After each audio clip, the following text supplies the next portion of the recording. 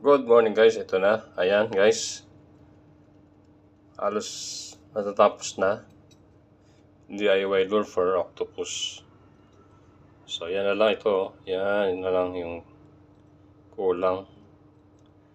Kukulayan na lang para bumagay.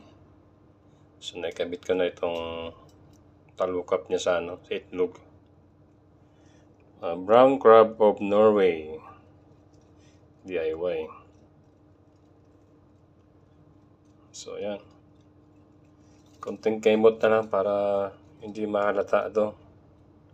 Parang tunay na crab. Ang ganda ng langoy dito guys. Parang tunay. So comment na kayo guys kung gusto nyong paano gumawa nito. Gawa ko ng tutorial niyan.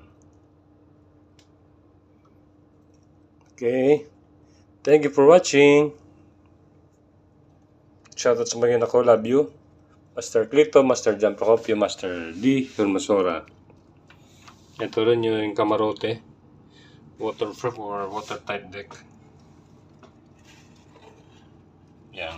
Yung plano ko sa trimaran ko. Kasi may makina siya. Kaya may compartment ng makina.